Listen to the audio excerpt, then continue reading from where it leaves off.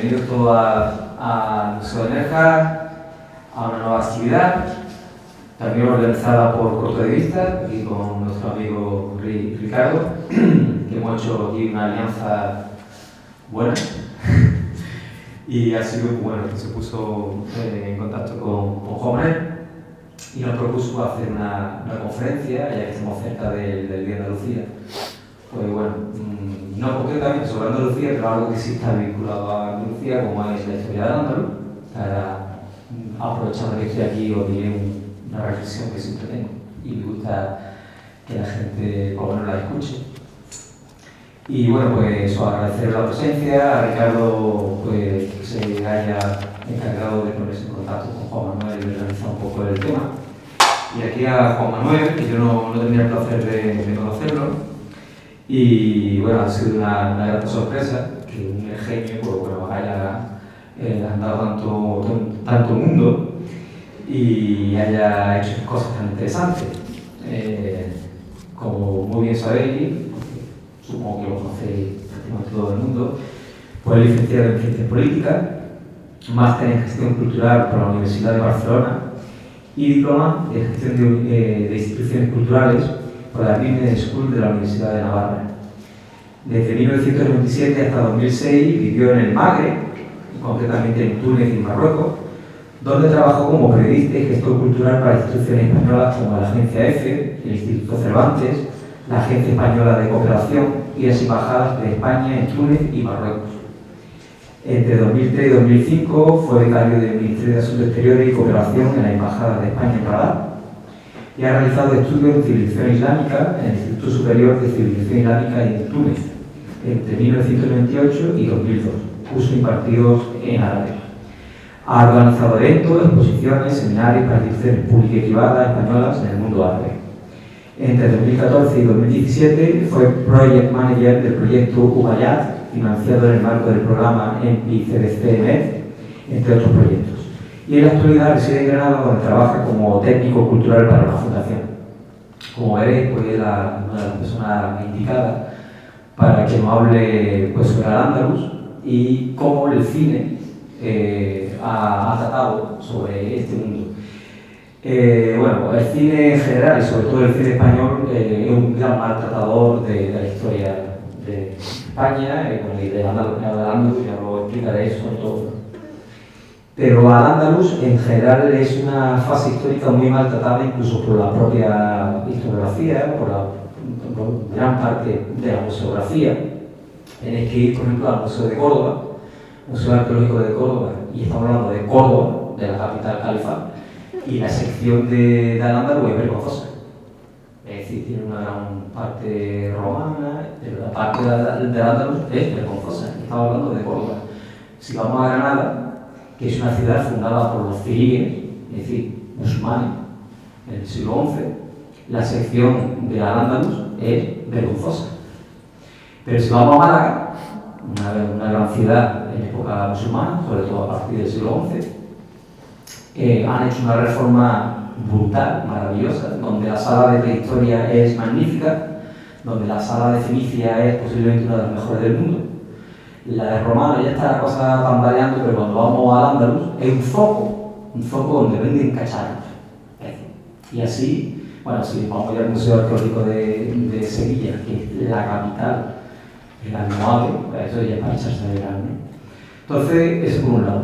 Y por otro, también abusando de vuestra confianza, Juan Manuel, decir que Al-Ándalus no es Andalucía, ni Andalucía es Al-Ándalus. Al-Ándalus fue mucho más que Andalucía. Es decir, Al-Ándalus llegó hasta Barcelona, y Pamplona, y Lisboa, y Mallorca. Incluso llegó un momento que Al-Ándalus era bastante más pequeña que lo que es actualmente Andalucía. Es decir, el Reino de Granada y todo el Valle del Guadalquivir ya dejó de ser Al-Ándalus. Por tanto, esa distorsión que hay entre política, geografía, historia contemporánea, que lo quieren remover todo, pues que os quede claro que soy así. Y no es porque lo diga yo, sino que es una cosa objetiva. Así que bueno, yo encantado de que esté aquí Juan Manuel, que nos hable un poco sobre esta visión tan particular, ¿no? Y tan curiosa de Al-Ándalus a través del cine. y seguro que vamos a disfrutar muchísimo de su amplia experiencia y sabiduría. Muchas gracias. Sí, gracias a ti. Bueno, gracias a ti, Juan Bautista, por la invitación, y también a Ricardo. Yo, como es la primera vez que hablo aquí en Nerja, porque bueno, ya me decía Ricardo que estaba preparado para lidiar en esta plaza, bueno, lidiar en otra, pero aquí todavía no. Yo, bueno, tampoco será tan complicado. Hombre, aquí lo que pasa es que me parece más simpático hacerlo en mi propio pueblo, porque, bueno, de entrada aquí está la familia, aquí están mis primos, aquí están muchos amigos, ¿no?, que han venido a verme y a los cuales me imagino que, como no tendría yo otra cosa mejor que hacer, que habéis considerado que era oportuno venir a verme. Espero que no os defraude. Bueno, hay muchas razones por las que yo podría hablar de Al-Ándalus, porque llevo trabajando sobre la temática muchos años, pero cuando Ricardo me llamó hace un par de semanas para que viniese a hablar aquí en el marco del Museo de Nerja, dentro de la semana del Día de Andalucía, me dice: Juan Manuel, ¿por qué no? A Ricardo, al cual conozco hace muchísimos años y del que hemos sido vecinos desde pequeño, digo, bueno, yo puedo ir a hablar de Al-Ándalus, pero quizás me parecería mucho más interesante hablar de Al-Ándalus desde otra perspectiva, y puesto que Ricardo es bueno, uno de los responsables de Corto de Vista y buen amante del cine, digo, mira, lo mejor que puedo hacer es, ni para ti ni para mí, vamos a hacer una cosa intermedia, vamos a hablar de Al-Ándalus y además vamos a mezclarlo con el cine, que puede ser más interesante, y así también me preparo una temática que conozco un poco, pero necesito trabajarla, y así también conozco más sobre los aspectos del cine y el Al-Ándalus, que son, como veréis, muy curiosos y complejos,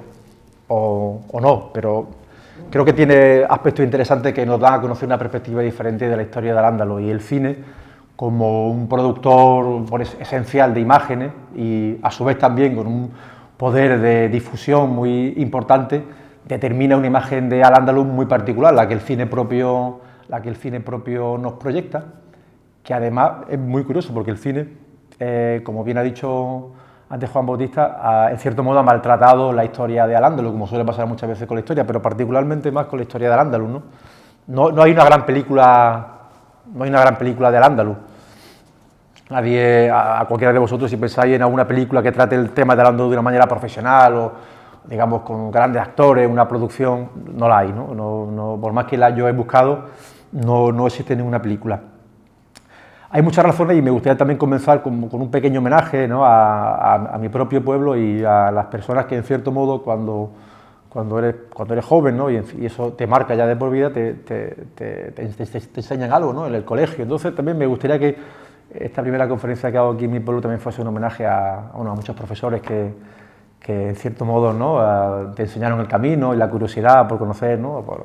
Quiero recordar, por supuesto, al profesor Carnero, que acaba de fallecer y al cual tenía un gran cariño, y siento mucho su pérdida, a Bombarelli, a Federico, a María Victoria, a Maritrini, que también está por aquí, en fin, a estas personas que en cierto modo te configuran tu vida, y al final, como siempre se dice, la infancia siempre te acaba marcando el resto de tu vida, ¿no? Entonces, bueno, sirva también de homenaje a todas las personas que, en cierto modo, y a las familias que, en cierto modo, también te enseñaron, ¿no?, a ver las cosas con curiosidad, ¿no?, y a ver el mundo desde un punto de vista muy particular, ¿no?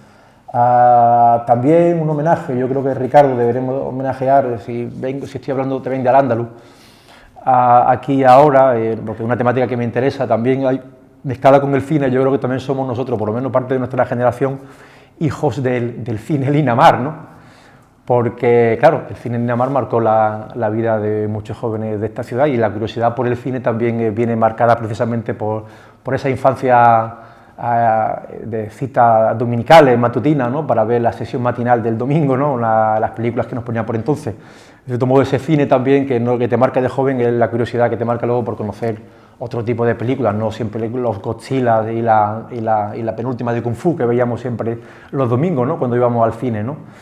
La mezcla de ambas cosas es lo que te da al final, es lo que a mí pienso que en cierto modo me tenía predispuesto a que un día me sentara aquí en el Museo de Nerja y que Juan Bautista me presentara y hablara de cine y de Al-Ándalus.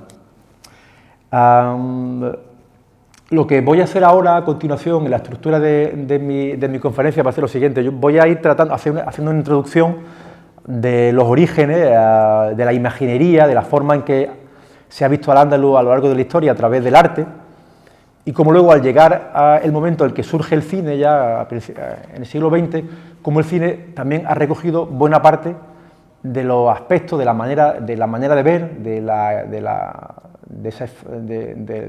los recursos, de la visión que tenemos muchas veces en Occidente. También veremos el cine y la visión del Al-Ándalus de Oriente, desde la perspectiva de películas del sur del Mediterráneo y de Oriente, pero primero tendré que ir presentando y viendo cómo el imaginario que hemos tenido, o que ha tenido la historia del arte de Al-Ándalus, tiene un precedente, un origen mucho antes que el cine, que se ve reflejado en la literatura, que se ve reflejado en la pintura y que se ve reflejado también en la escultura.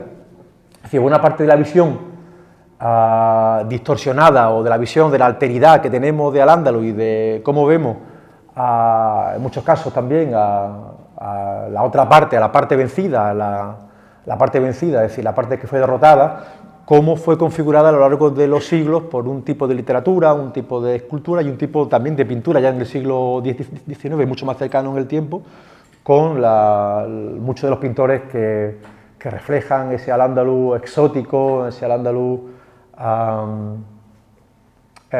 imaginario, a veces bizarro, otras veces, como digo, exótico, en los cuadros de Fortuny, en los cuadros de Bertucci, como también una figura como el Cid campeador, que luego veremos un fragmento de la película, como viene ya también configurado y prefigurado en la literatura del Cantar del Mio Cid, y como también la imagen del vencedor sobre el vencido, la imagen esa de la escultura que tenemos aquí a vuestra izquierda, a mi derecha, de ese Santiago Matamoros, que refleja bueno, las dos partes, el vencedor cristiano sobre el derrotado musulmán, ¿no? De cierto modo, a lo largo de la Edad Media, todo este imaginario, esta forma de ver Al-Ándalus, prefigura lo que luego, la visión que vamos a tener nosotros del Al-Ándalus en muchos sentidos. Solamente yo creo que hasta bien entrado el siglo XX, y solamente en excepción a lo largo de la historia, en algunas figuras preclaras de la historia, de la literatura, no vemos una visión, digamos, más compleja, ¿no? Más conciliadora de lo que pudo ser Al-Ándalus. En el momento en que se configura, que se acaba con la presencia musulmana, con la derrota de la caída de Granada, surge toda una imaginería muy potente, no tan potente como el cine, pero muy potente, que permite, bueno, configurar la visión que tenemos hoy día, o durante muchos siglos, durante mucho tiempo, de Al-Ándalus. Es decir, el relato hay también, por supuesto, no solamente la visión del vencedor sobre el vencido, que es la que más posiblemente tenemos en la mente todos, hay también una visión, en muchos casos, exótica, de paraíso perdido, lo que conocen los árabes como el paraíso perdido, como aquella figura emblemática de un mundo, de un tiempo pasado que siempre fue mejor, que fue el Al-Ándalus medieval, y que en muchos casos en la mentalidad, incluso hasta hoy día, en la literatura, incluso en el cine, como iremos viendo, tenemos una visión, en muchos casos, idealizada de lo que fue Al-Ándalus. Es decir, que no sabemos muy bien qué Al-Ándalus tenemos. Si por un lado tenemos la visión de Occidente, que marginaliza y convierte al vencedor en un cuerpo extraño a la historia propia de España, pero por otro lado tenemos, curiosamente, a la otra parte, la vencida, que ahora se ve reflejada en el otro lado del Mediterráneo, es decir, la vertiente sur, todo lo que es el norte de África y Oriente, que tiene una visión contrapuesta de lo que fue Al-Ándalus, lo cual no quiere decir que igualmente sea perfecta y sea la visión adecuada. Simplemente es diferente, con lo cual no sabemos muy bien con qué quedarnos, si con una o con otra. Si esto configura a un Al-Ándalus que finalmente parece como que no existió, ni siquiera existe.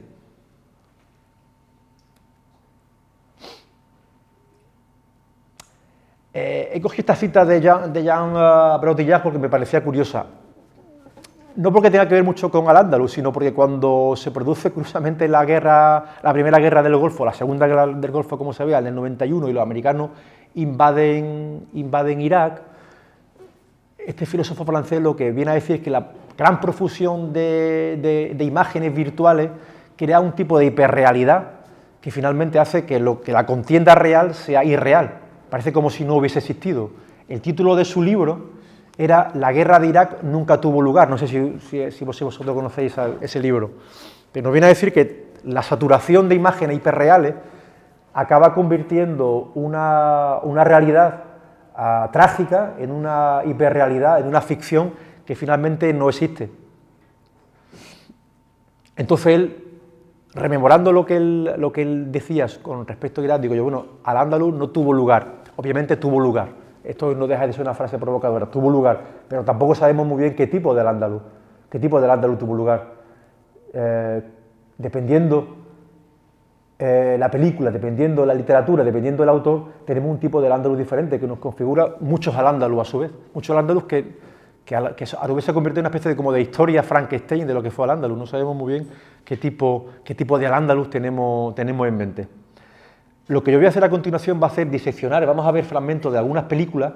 Aquí tenéis, por ejemplo, 5 de ellas, de las que vamos a ver, diferentes películas, de diferentes tónicas, con diferentes perspectivas, desde un punto de vista completamente distinto, que va desde la más absurda y abyecta de las películas, que este título rocambolesco, que es cuando Almanzor perdió el tambor, que es una cosa de lo más absurda, una película de Mariano Zones, que por otro lado contiene todos los grandes actores y cómicos de la época, de los 70 y de los 80.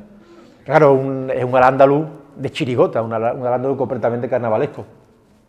A la figura patria por antonomasia en esa producción de Samuel Brostrom, que fue El Cid, donde Charlton Heston y Sofía Loren se convierten en Rodrigo de Vivar y en Jimena. No sabemos si eran tan apuestos, pero bueno, evidentemente se ha tratado de una gran producción y los dos están estupendos.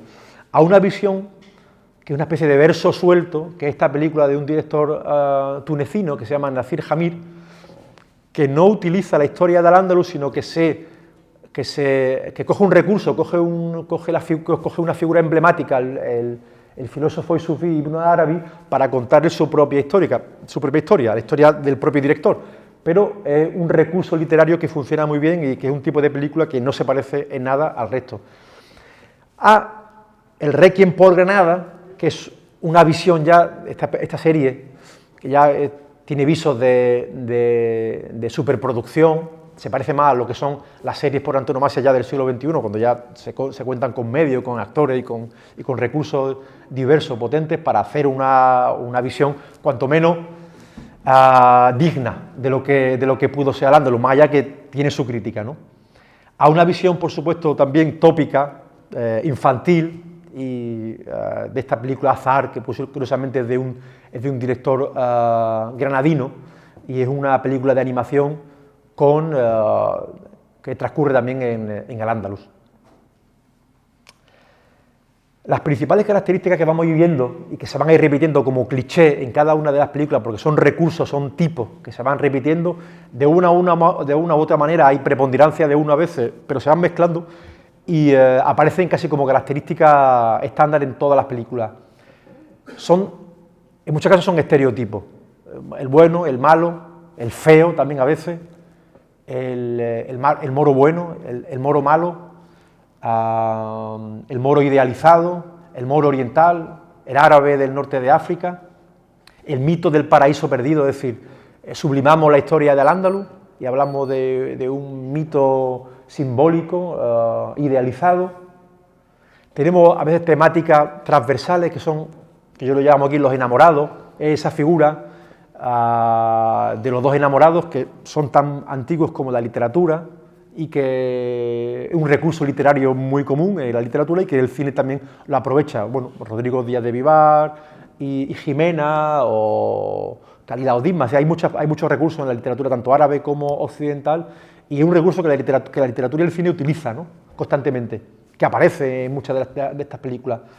Hasta esa visión de espejo deformado, muy de Valle Inclán, que son estas películas completamente absurdas, que tienen poco de broma y que son muy estereotipadas, ¿no?, que son estas, ya lo veremos, esta de Almanzor y que toca el tambor, o el Cid cabreador, ¿no? No lo digo por mí, que me llamo Cid, sino porque desgraciadamente la película tiene ese título tan absurdo.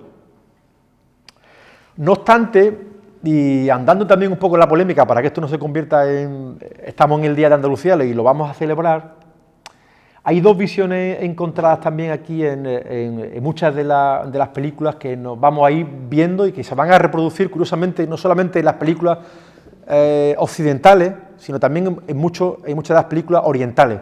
Hay dos posiciones que curiosamente surgen a menudo en las películas que vamos a ver, hay dos visiones encontradas y hay dos acercamientos al andaluz contrapuestos.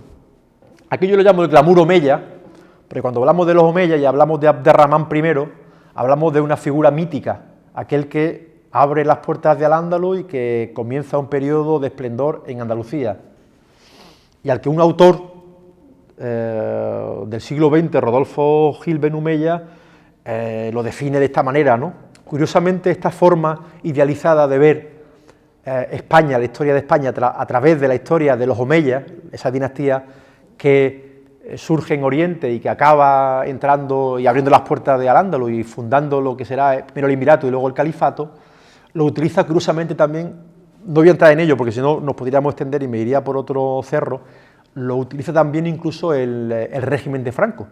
El régimen de Franco, curiosamente, en un momento determinado le parece que si hay un ideal árabe al que el régimen se podía acercar era a la historia del Al-Ándalus de los omeyas, porque representan la unidad de España, la unidad del califato, la unidad de Al-Ándalus, frente a la disgregación que luego surge cuando cae el califato y surgen los reinos de Taifa y finalmente llegan a la decadencia bereber, como curiosamente el padre de la patria andaluza lo refleja en su ideario andaluz, que curiosamente viene a menospreciar en cierto modo esa parte de la historia del Andaluz que comienza con la entrada, primero con la dispersión de los reinos de Taifa, cuando cae el califato, la unidad idealizada de Al-Ándalus, y cuando comienza un nuevo periodo de la historia de Al-Ándalus, con los almorávides y almohades, que nada tienen que ver con los árabes de Oriente y sí tienen que ver con dos dinastías muy interesantes, a menudo muy menospreciadas, como veremos en las películas, porque si hay un ideal de árabe abyecto, ese es precisamente el almorávide y el almohade, es decir, dos dinastías que nada tienen que ver con el esplendor y el glamour de Oriente que reflejaba Abderramán I, y sí tienen que ver con dos dinastías bereberes, no son árabes, son bereberes, islamizadas, que dominan durante un buen periodo de 2 o 3 siglos buena parte de la península ibérica y buena parte del norte de África. Vamos a empezar viendo un poco, y vamos a ver si funcionan los enlaces aquí con mi amigo Antonio, a ver si funcionan los enlaces para ver algunos fragmentos. En primer lugar, el origen, o sea, la primera película que yo personalmente he buscado y no he podido visualizar es una película del inventor por antonomasia, de Thomas Edison, que hace un corto y dirige un corto que se llama El Cristiano y la Mora, título ya de por sí significativo, por supuesto, y es supuestamente el primer documento que hay de un acercamiento cinematográfico a la historia del Andaluz. Como no tengo fragmentos de esa película, he titulado esta primera parte, esta primera pantalla como el decorado andalusí. Hollywood, a partir de este momento, se apropia de lo andalusí y hay muchas producciones hollywoodienses o americanas que utilizan al andaluz, pero como un mero decorado. El decorado andalusí por antonomasia. Cuando queremos hablar de lo árabe, de lo exótico, lo andalusí es el decorado perfecto. Aquí hay una imagen de la grabación de Lawrence de Arabia, que curiosamente, claro, si había un decorado perfecto para reflejar Oriente, curiosamente son los decorados andalusíes. O sea, está Granada con su Alhambra y están los decorados en Sevilla. También se podían utilizar los de Córdoba, pero los de Sevilla eran perfectos. El Real Alcázar, por un lado, es un recurso que se utiliza en múltiples producciones, y la Plaza de España, que es una arquitectura neomorisca del siglo XX, bueno, también es un decorado muy interesante que sirve para producciones, en este caso para Lawrence de Arabia, que si podemos abrir el enlace veremos un poco una parte de la película, del fragmento de la película. Bueno, aquí Aquí, por ejemplo, el caso de, como conocéis la historia de Laurez de Arabia, que era también un tipo, que era también un personaje complejo. Señor. Sí. Él es un, en realidad, Laurez de Arabia fue ni más ni menos que un espía, no fue otra cosa. Fue sobre todo un espía británico al servicio de la corona, que ayuda a la liberación, o a la supuesta liberación, de los árabes de la península arábiga del yugo otomano. El turco también es una figura que refleja esa visión contrapuesta del árabe o de lo oriental abyecto y malo, ¿no? Desde por lo menos desde la guerra de Lepanto. Curiosamente, esa película, ese personaje, utiliza unos decorados andaluces. Aquí no tiene nada que ver Marlene Dietrich. Marlene Dietrich no tiene nada que ver con esta película. Pero refleja muy bien ese recurso cinematográfico a utilizar al andaluz como el decorado ideal, el decorado perfecto, como una imagen inerte y muerta, pero decorativa para hablar de la historia.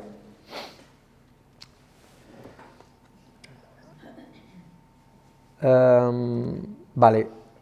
Otra visión de Al-Ándalus, ya una producción ya enfocada en un periodo y en un personaje muy concreto de la historia de Al-Ándalus, es el Cid. El Cid es el recurso histórico y el prohombre histórico andalusí o cristiano de Al-Ándalus por antonomasia.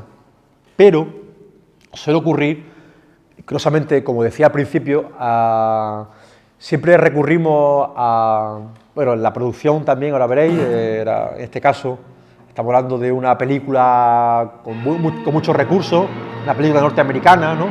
Con dos grandes actores.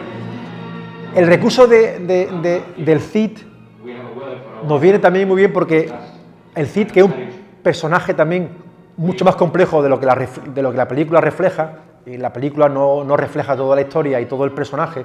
El Cid básicamente era un hombre de la guerra, un hombre de frontera, que lo mismo servía a un señor feudal cristiano que se aliaba con un rey de taifa zaragozano para utilizar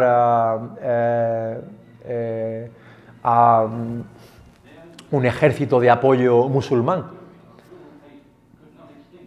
La película, hombre, no refleja la complejidad del personaje, pero nos acerca. Y luego, claro, el recurso del Cid es algo que es muy recurrente. Si hay un personaje al que podemos ensalzar como una imagen de los valores de la historia hispánica, el Cid.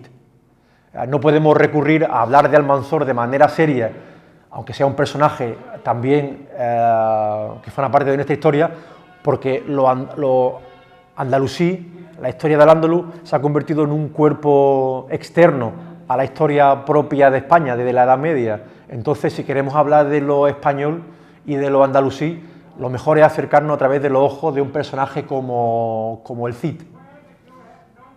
El Cid, por supuesto, es el personaje que vence.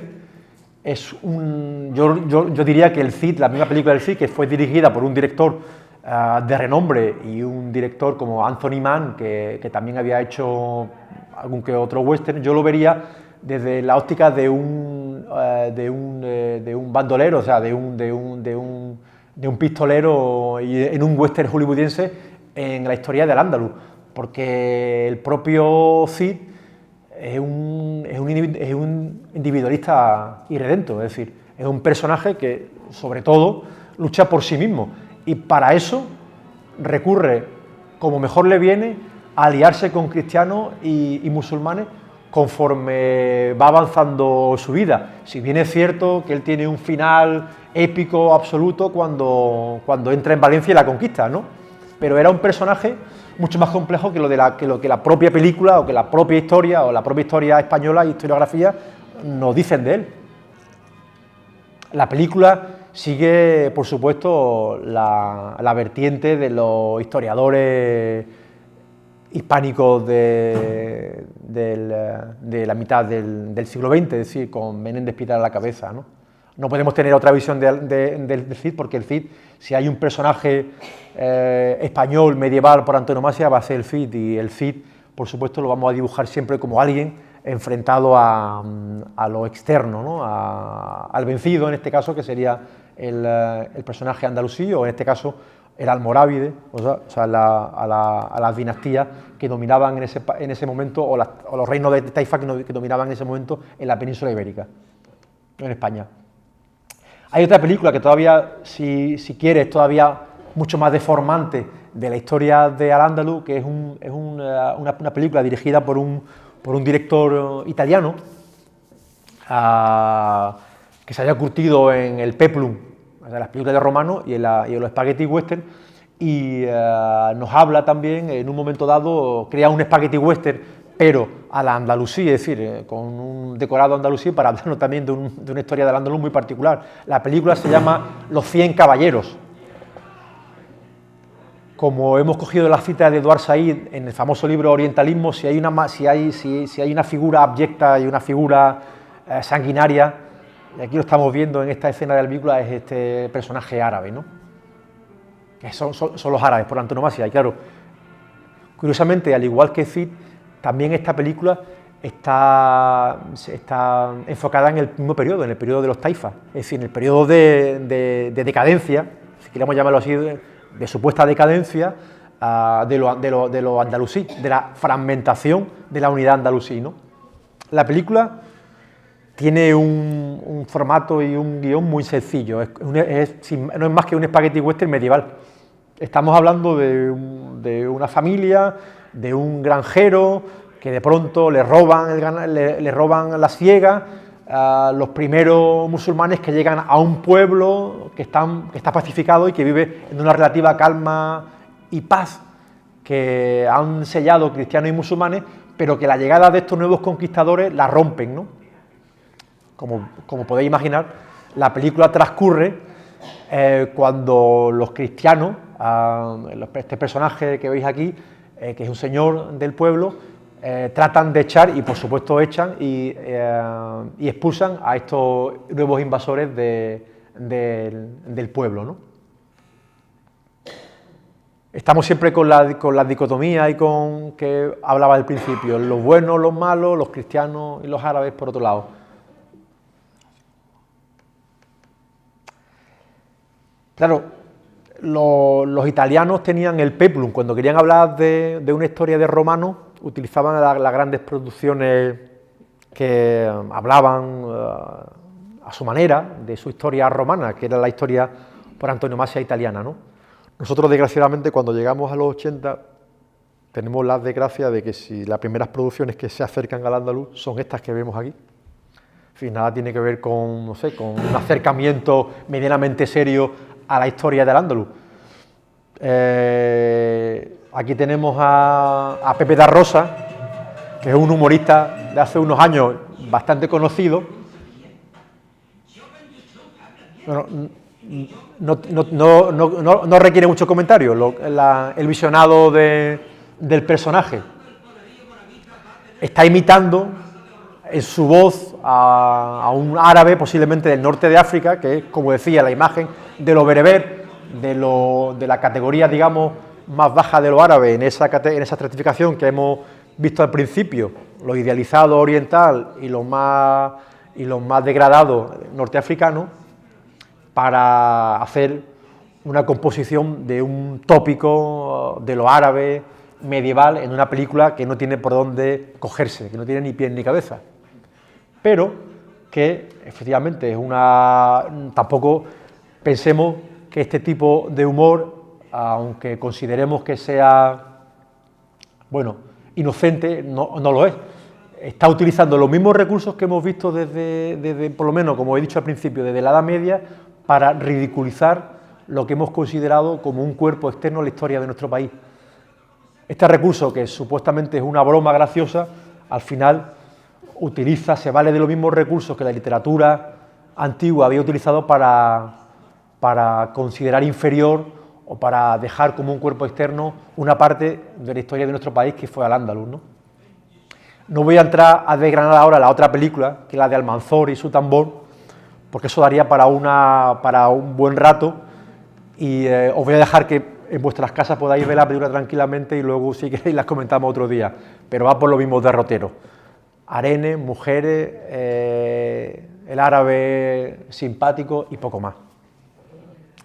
No llegaremos hasta los años 90, cuando ya hay un acercamiento medianamente serio a la historia de España desde el punto de vista cinematográfico. La revisión de los 90, yo no he visto, curiosamente, la película de Al-Ándalus, que venimos aquí al lado, Camino del Sol, una película que yo no he podido encontrar, con lo cual no puedo comentarla. Creo que yo no he podido encontrar, pero creo que no la ha encontrado nadie, o muy poca gente, porque es una película cuyas críticas casi han pasado desapercibidas tanto para críticos como para aficionados. Es una película de los 90 que, por lo que he leído, curiosamente, y voy a jugar con la dicotomía que antes os he expuesto, por un lado nos habla del mito fundador de Abderramán I, o sea, una visión idealizada de los andalusí, y luego, por el otro lado, hay una serie que muchos de vosotros seguramente habéis visto, que se vio y que tuvo cierto éxito en los años 90, que es El Rey quien por nada, que tiene como protagonista al bandera menos conocido, al Manuel, no a Antonio, y que era el protagonista que nos representaba a un Boabdil. Lo que ocurre en la elección de estas dos películas es que, curiosamente, siempre que no queremos hablar de Al-Ándalus, recurrimos a lo mismo, tenemos en mente los mismos recursos. O bien lo idealizamos, en ese caso recurrimos a la imagen de Clamur Omeya, o bien nos valemos del árabe derrotado, y en este caso la figura ideal sería Boabdil. Nunca hay una imagen intermedia para hablar de lo andalusí, para hablar de otra manera de lo andalusí. O bien lo idealizamos con el vencedor, con el descubridor, con el iniciador de la historia del Al-Ándalus, o bien nos vamos directamente a la imagen opuesta, al personaje derrotado que encarna Boabdil. Esta escena es muy significativa, la he elegido también a propósito porque, claro, es el momento en que Boabdil es hecho prisionero.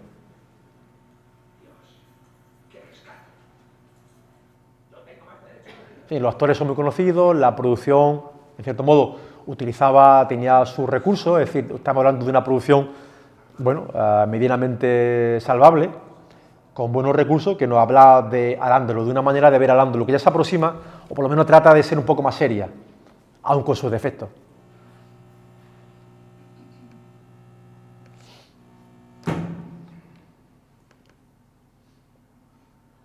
A continuación, bueno, me voy a referir a dos series.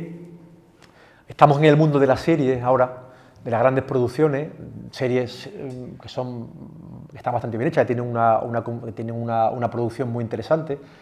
Aquí hay dos series actuales que han tenido mucho éxito y que cuentan con recursos, con actores, pero que no dejan de ser, en el fondo, una vuelta de tuerca de más de lo mismo. Es decir, no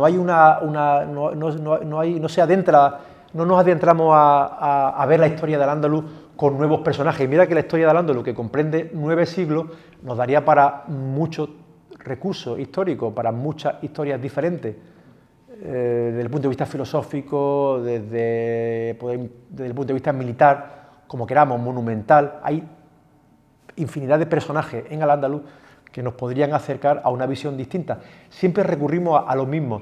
En este primer visionado, que aquí tengo que agradecer que me lo indicara Ricardo, porque yo no soy muy aficionado a la serie El Ministerio del Tiempo, por eso lo digo, hay un capítulo que se llama Tiempo de Leyenda, que vuelve a recurrir a la figura del Cid, con lo cual no somos del todo originales, sino volvemos a utilizar los mismos personajes, los mismos recursos que ya venimos utilizando. Esta imagen es Juego de Tronos, o es cualquier otra película, es decir, estamos hablando, en el fondo, o El Señor de los Anillos, estamos viendo al fondo a Mordor, que son las tropas andalusíes que van a invadir Valencia. Si habéis visto al principio, se parece mucho a una escena de cuando van a invadir el castillo, no recuerdo qué escena en uno de los capítulos del Señor de los Anillos, pero han utilizado el mismo recurso. Los enemigos están al fondo, son una horda de malvados con unas grandes torres que vienen a invadir el castillo, que por otra parte está protegiendo nuestro prohombre, el Cid. La serie está bien y la producción es buena.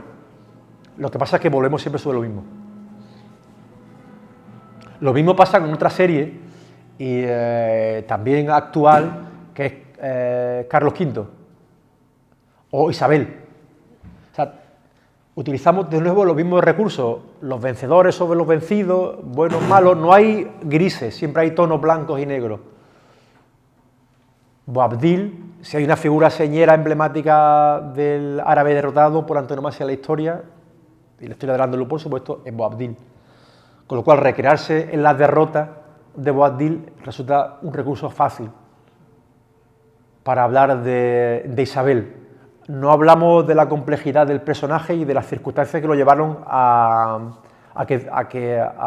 final del Reino de Granada, lo que decían al principio Juan Bautista, el último periodo de la historia del Al-Ándalus, que no es ni mucho menos Andalucía, sino que tocaba solamente una parte del territorio de la actual Andalucía, que fue el Reino de Granada.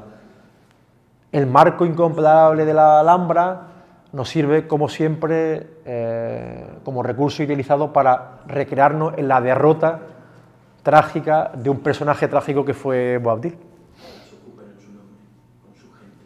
No, nos vamos a seguir por aquí porque, como he dicho, mira que tenemos historia para darle del Al-Ándalus y mira que hay personajes para darle, pero siempre recurrimos a lo mismo para darle la vuelta de tuerca oportuna a la historia del Al-Ándalus.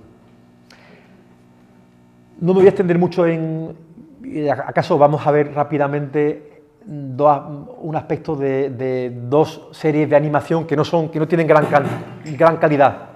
Bueno, la publicidad es inevitable, pero son dos series de animación que utilizan el recurso andalusí para hablar de Al-Ándalus, pero desde una visión tampoco poco original.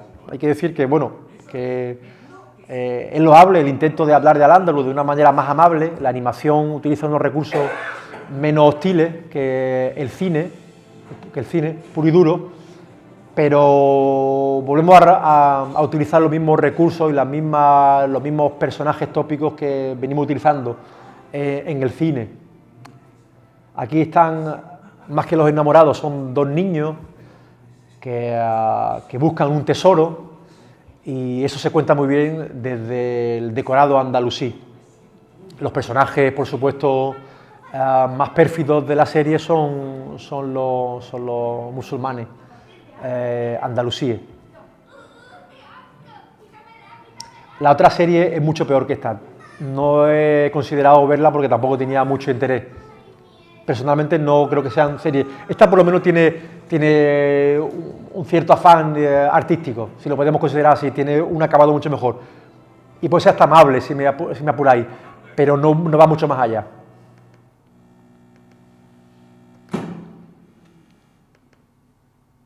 Hasta aquí lo que concierne al cine desde el punto de vista de España, de Occidente. Los hollywoodienses, hacemos un repaso, el spaghetti western y las películas y las series españolas. Los recursos son los mismos.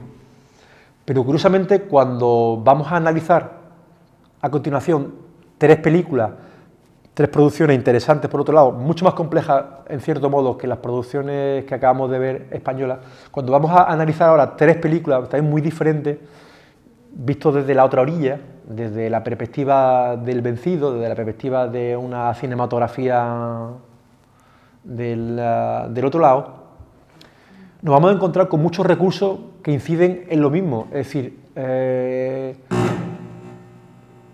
El destino es curiosamente una película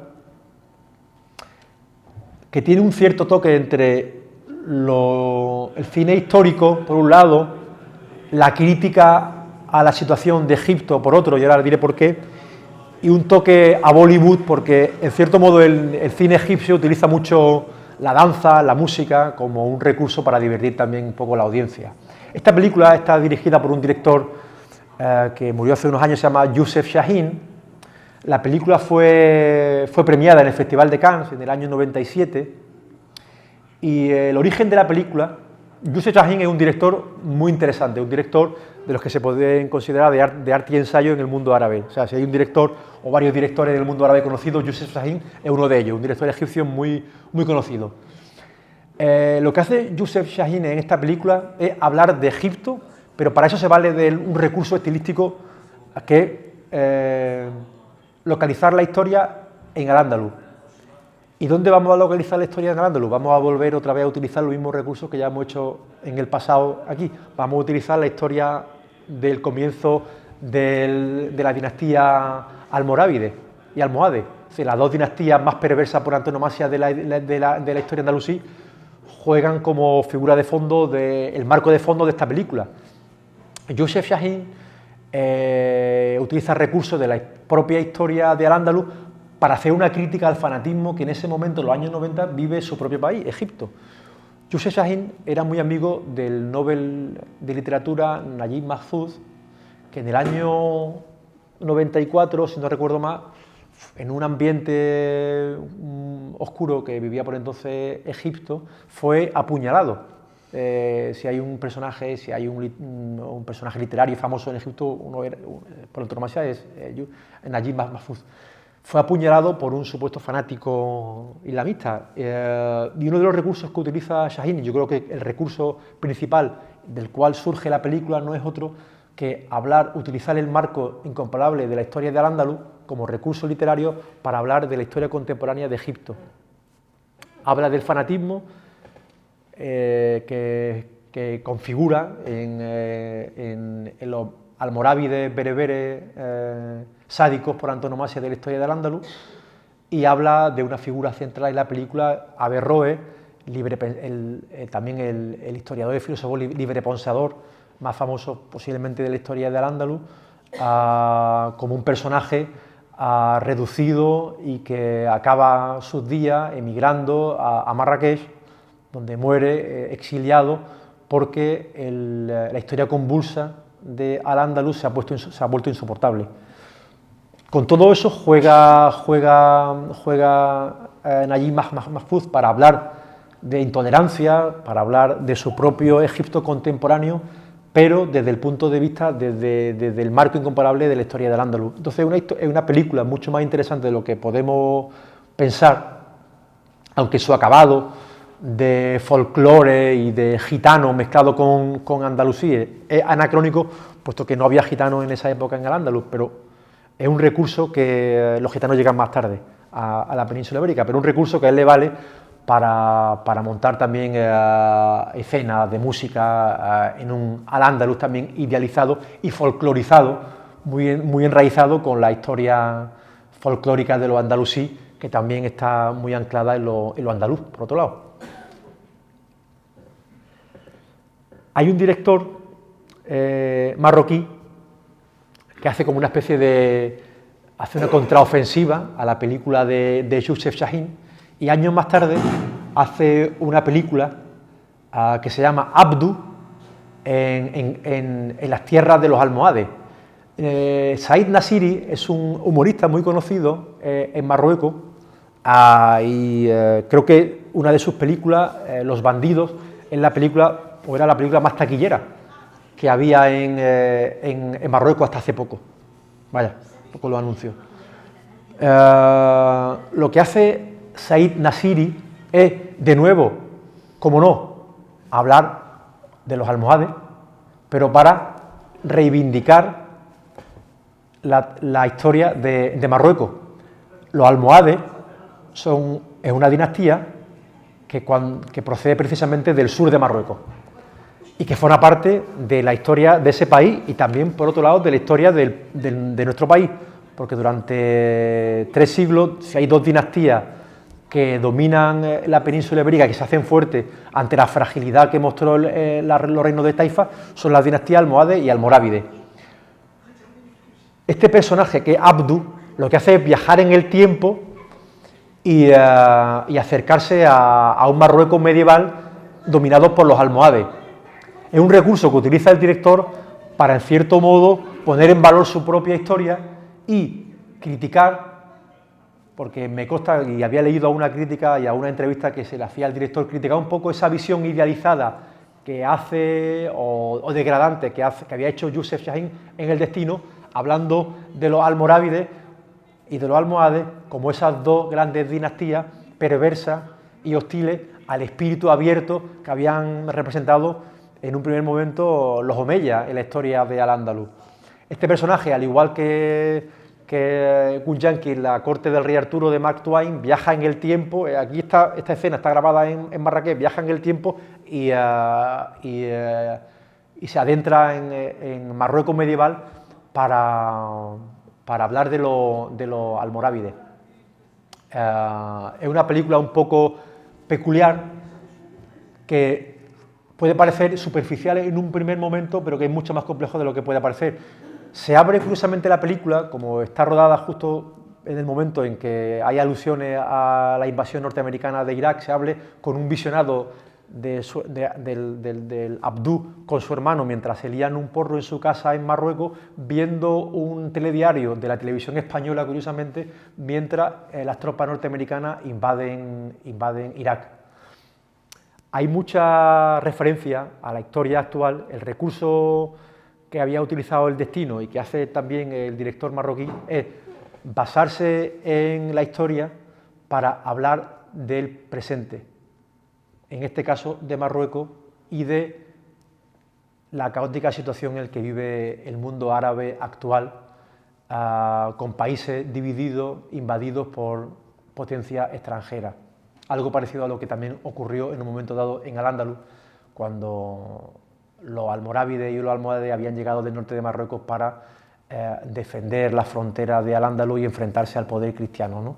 Hay también entonces ese juego de imágenes entre la actualidad de los árabes, la dispersión y la fragmentación y la debilidad actual, con esa debilidad que en ese momento muestra Al-Ándalus en la historia, ¿no? Y por último, bueno, hay otra serie. A partir de los años 70, en el mundo árabe se da un fenómeno muy curioso. Cuando llega el mes de Ramadán, que es el mes del ayuno, como sabéis, en el mundo árabe musulmán, durante un mes, exactamente, el nivel y el ritmo de la vida se diluye y se ralentiza.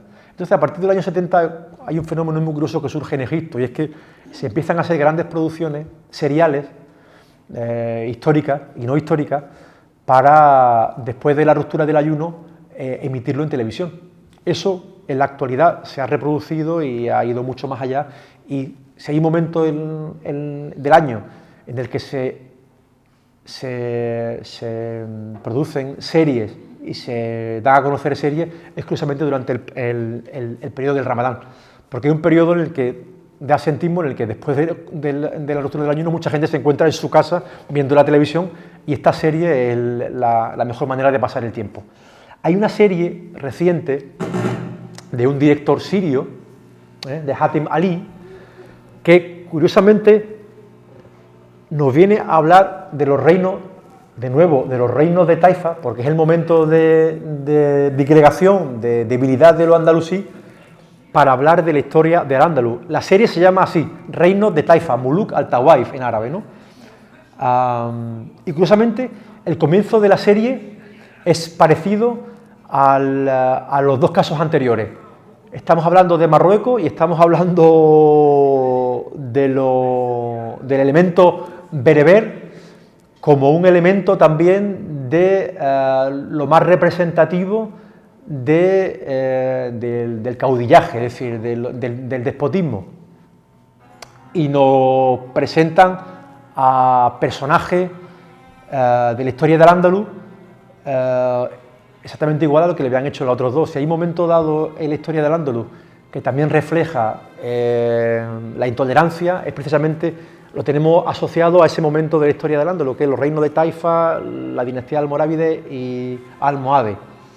La serie está hecha con recursos económicos y tuvo un gran éxito en el mundo árabe, porque a su vez fue comprada los derechos por la cadena MBC, que pertenece a un jeque saudí, que no viene al cuento ahora, que le dio gran difusión, con lo cual lo andalusí se puso de nuevo de relieve durante un periodo de tiempo reciente en el mundo árabe, para hablar a su vez también de lo mismo, de la debilidad que el propio mundo árabe vive en este momento. Al igual que Muluk al-Tawaif, hay muchas series que los reinos de, igual que Mulucas Tawaif, los reinos de Taifa, hay muchas series que vienen a hablar precisamente, que recurren al andaluz para, como fondo ideal para hablar precisamente del presente o simplemente para recrear un aspecto de la historia de lo que se considera una historia común. Lo andalusí aquí se considera una parte de la historia propia de los árabes islámicos, porque si nosotros consideramos lo andalusí como un cuerpo externo de nuestra, un cuerpo que hemos expulsado de nuestra propia historiografía, en el mundo árabe islámico lo andalusí está considerado como una historia propia, común, que refleja los valores, digamos, idealizados por excelencia, o el periodo de gloria por excelencia del mundo árabe. Como he dicho antes, es muy curioso que siempre, que en este caso, se utilicen los mismos recursos siempre. En este momento, el Estado califal, la unión andalusí ideal, perfecta, se contrapone a los reinos de taifas debilitados, al andaluz de segunda categoría, si queremos llamarlo así, que están representados por los reinos de taifa y los almorávides y los almohades y almorávides bereberes.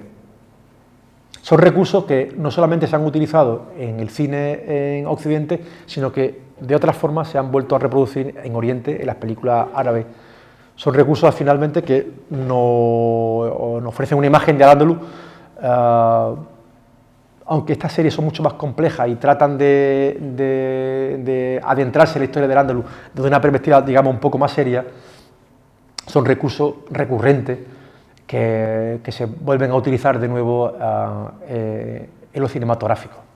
Con lo cual tampoco es que haya mucha originalidad, si acaso hay un trasfondo en estas películas que van más allá del mero divertimento o la mera imagen distópica o blanca o negra, sin tonos grises, que nos ofrecen las películas en Occidente. Y por último, aunque es un personaje muy curioso, Nasir Gemire es un director tunecino que yo he puesto aquí, he tachado como de verso suelto, porque él hace una película que no está encuadrada a la historia del Al-Ándalus, pero que se vale de un personaje muy conocido de la historia del Al-Ándalus, como fue el filósofo místico Ibn Arabi, para hablar de sí mismo. Esto es un documental, es un documental más que una película de ficción, en el que el director, que por otra parte tiene una productora que se llama Walada, como la famosa poetisa andalusí, porque Nasir Gemire es un gran conocedor y un gran de la historia del Al-Ándalus. Él utiliza el recurso de hablar de Ibn Arabi, de buscar a Ibn Arabi en un viaje que él hace a través del mundo, buscando a Mujahidin, al Sheikh Al-Akbar, como le decían, como era conocido, como el jeque superior del mundo sufí, que fue Ibn Arabi, para, en cierto modo, hablar de sí mismo, del propio Nasir Gemire. Es un recurso literario que se basa en lo andalusí para hablar de la situación o de su situación personal en el siglo XXI. La historia comienza en Túnez, cuando el director acude al entierro de su madre, que ha fallecido, y en el acercamiento que el director hace al mundo sufí, muy presente también en el Túnez contemporáneo, en el Túnez medieval, pero también en el Túnez contemporáneo, a través de tarika y zawia sufíes, se adentra en este personaje por antonomasia andalusí, que es Ibn Arabi, para iniciar una búsqueda personal en un viaje que él hace a través del mundo. Él va a Nueva York, él va a Estambul y habla con seguidores del personaje, del filósofo y sufí Ibn Arabi, que por cierto casi nadie conoce en nuestro país, que es bien conocido en el mundo árabe en general, porque es un personaje literario, un filósofo y sufí, cuyos seguidores se extienden hasta nuestros días. El Al-Ándalus que nos trata de reflejar Nasir Gemire, el Al-Ándalus que él trata también de idealizar, que es un símbolo de fraternidad, un diálogo intercultural que inicia a través de la figura de Ibn Arabi, que en cualquier caso es mucho más amable y trata de acercarnos a otro tipo de Al-Ándalus que nada tiene que ver con las películas que hemos visto antes. lo he puesto como un modelo, como un ejemplo de un acercamiento a la temática andalusí desde otra perspectiva completamente distinta. Algo que, por otro lado, aquí en nuestro país y en Oriente y en Occidente casi nunca ocurre y que tiene viso de que no ocurrirá, porque hay pocas películas que de una manera más o menos seria se pueda adentrar en una parte de la historia de nuestro país, que fue la historia de Al-Ándalus, ni más y menos idealizada, sino una parte, sin más, de nuestro acervo cultural y nuestro patrimonio histórico y patrimonial, por excelencia, pero que a lo largo del cine, a lo largo de la literatura, a lo largo de la pintura, la hemos ido dejando de lado, la hemos ido bajando de categoría, la hemos ido, en cierto modo, quitándole el valor que si acaso merece para hablar de muchas formas sin, en cierto modo, acercarnos de una manera más o menos seria a una historia que, en cierto modo, deberíamos conocer, porque forma parte de nuestra propia historia, y eso es lo que, en cierto modo, es lo que yo he tratado hoy de hablar con ustedes aquí, en poner en valor una historia de Al-Ándalus que, como decía al principio Juan Bautista, no es Andalucía, pero es parte de Andalucía y de España, como, en cierto modo, lo fue también importante la época romana, o la época cartaginesa, o la época visigoda, una parte de nuestro país que merece la pena que sea conocida, al menos con ojos diferentes, más complejos, que requieran una visión, digamos, que vaya más allá de la meramente propagandística o esa dialéctica malo-bueno que hemos visto a lo largo del cine, ¿no? Por último, y antes de acabar, no me gustaría acabar mi presentación sin hacer un guiño a nuestro propio pueblo y dar una idea aquí a Ricardo y aquí a nuestros amigos Antonio y Mariano, que también me parece que estaban por aquí, si no se han ido ya, para que en futuras producciones cinematográficas de esta capital del cine, que se han convertido en el sur de Europa Nerja en los últimos tiempos, gracias a Corto de Vista, os voy a dar una serie de ideas que yo creo que pueden servir para un futuro guión cinematográfico, avant la lettre, que puede ser interesante. Claro, somos hijos de Verano Azul, no tenemos más remedio. Verano Azul nos va a perseguir hasta que nos muramos, no nos quedarán más remedios. Pero yo aquí pensaba que Pancho, que corría por la playa despavorido ante la muerte de Chanquete, en vez de anunciar la muerte de Chanquete, haría un guiño al Al-Ándalus, y Ricardo, yo aquí diría, oye, Abderramán I acaba de llegar a las tierras de Nerja. Lo digo eso porque hay un historiador que se llama Virgilio Martínez Enamorado, que tiene una teoría que dice que en realidad Abderramán I, cuando desembarca en Al-Ándalus, no desembarca en Almuñécar. Es como se suele decir, ¿no? En la tradición y la historiografía nos dice que en un punto que tampoco se conoce muy bien, pero que reflejamos como Almuñécar, Abderramán I llega y desembarca. Él nos viene a decir que él cree que en realidad no tuvo lugar ese primer desembarco en Almuñécar, sino en la playa de Burriana.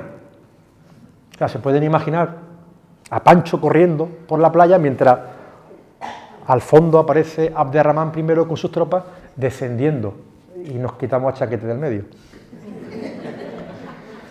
Tendríamos un problema.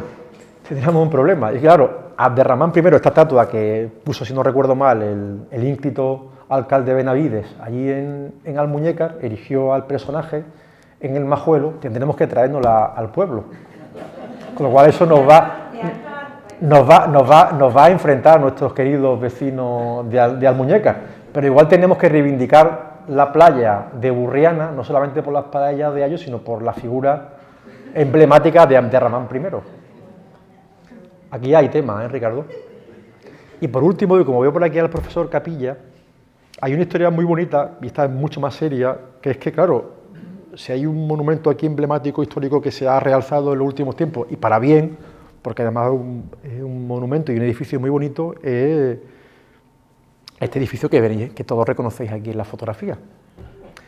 Y claro, ese edificio, como el profesor Capilla ha estudiado bien, fue erigido, y él me corregirá, por una cristiana conversa, en realidad, ¿no?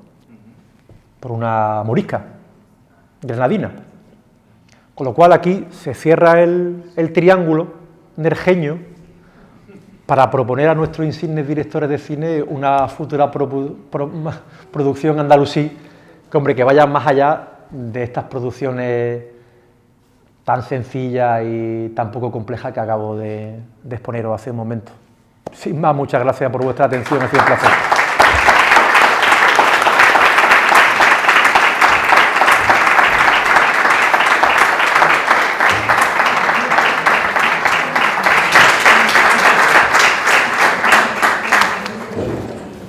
Bueno,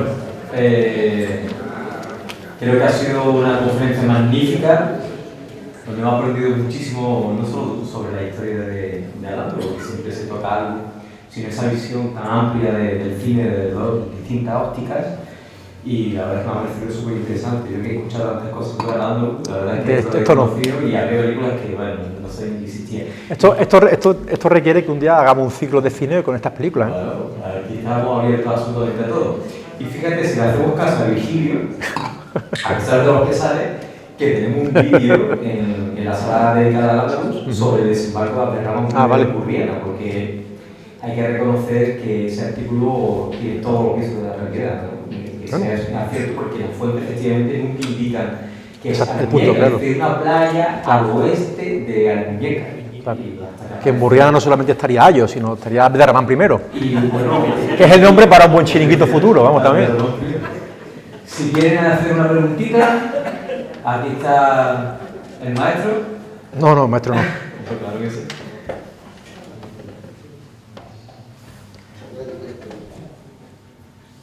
¿Ha dicho algo? ¿Nadie quiere preguntar? ¿Está todo clarito?